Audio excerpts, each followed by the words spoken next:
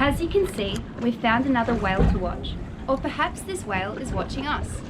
Though we never approach any whales closer than 100 metres, they do occasionally approach us, as that mum, calf and escort did earlier. Sometimes it appears as though a whale may be curious about us and come close to get a better look. If you're wondering why this whale is alone, this is actually quite common. Humpback whales can be considered solitary animals. Though they do interact with other whales, they do not remain with other whales for long periods of time.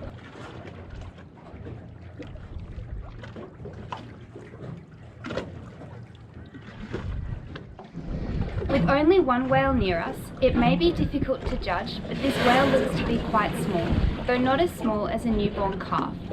This whale is what we call a yearling, meaning it is only about 1 year old. As you know, when a calf is first born, it is 3 to 5 metres long, about the size of its mother's pectoral fin or flukes. Humpback whales have a very large growth spurt in the first year of their life, and they can just about double in size. So by the time a humpback whale is 1 year old, it can be about 9 metres long.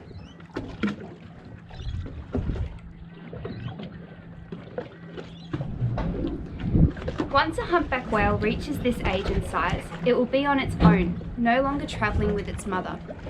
During the 1 year it spends with its mother, it makes a complete migration between the breeding and feeding areas and has learned everything it needs to know about being a humpback whale.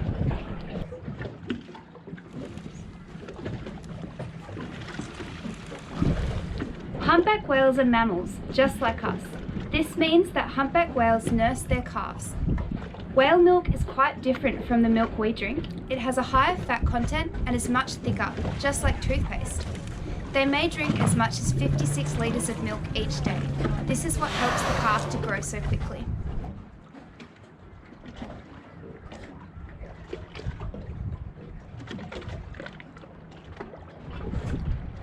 After nursing, humpback whales rely on krill and small schooling fish for energy.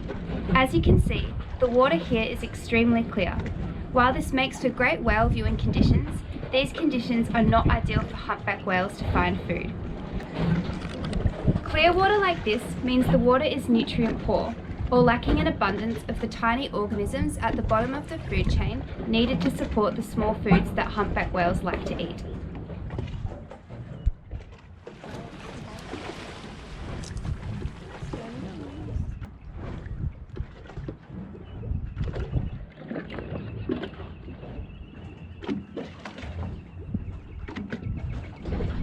Since there is no food for humpback whales in this area, they cannot spend their entire year here.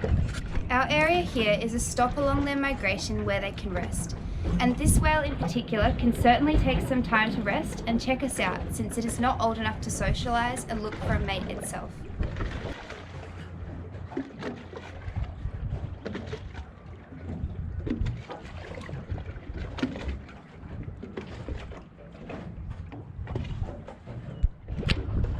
Wow, I'm not sure that we can top that.